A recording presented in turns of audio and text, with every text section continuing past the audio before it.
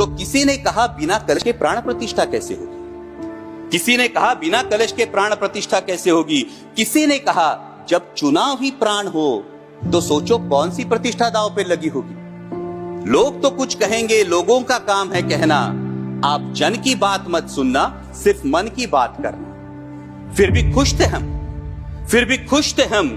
500 साल का सपना जो पूरा हो रहा था, हमारे अंदर का हिंदू भी पूरी तरह से जाग गया था। तो चल पड़े अयोध्या की ओर, राम लल्ला की दर्शन की आस लगाए। चल पड़े अयोध्या की ओर, राम लल्ला के दर्शन की आस लगाए। जो सामने नजारा देखा वो देखकर दंग रह गए। वो 3 मंजिले, 400 खंबे, 32 सीढ़ियां, जय श्री राम का नारा लगाते हुए हम सीढ़ियां चढ़ने लगे। राम लल्ला से क्या गुहार लगाए ये सोचने लगे। पहली सीढ़ी पर याद आई महंगाई, पहली सीढ़ी पर याद आई महंगाई, दूसरी पर देश में बढ़ती बेरोजगारी, तीसरी पर पत्रकारिता की चरण चुंबकता, चौथी पर सेंट्रल एजेंसीज की संदिग्ध भूमिका। हर सीढ़ी पर कुछ न कुछ याद आ रहा था, हर सीढ़ी पर कुछ न कुछ याद आ रहा था।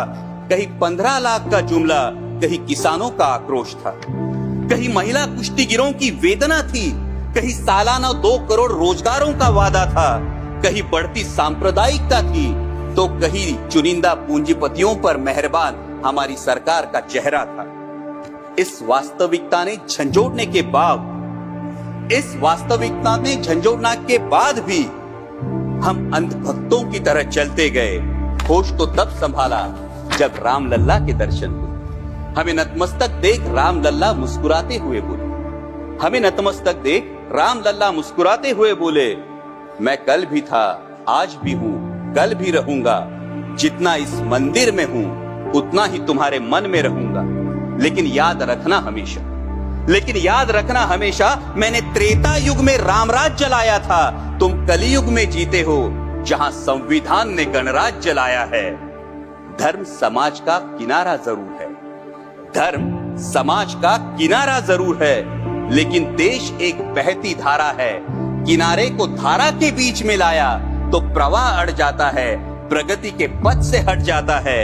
इसलिए धर्म का ठेकेदार नहीं, पहरेदार बनना चाहिए। इसलिए धर्म का ठेकेदार नहीं, पहरेदार बनना चाहिए।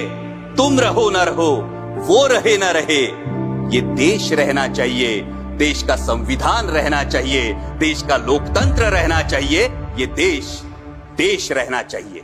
जय हिंद, धन्यवाद।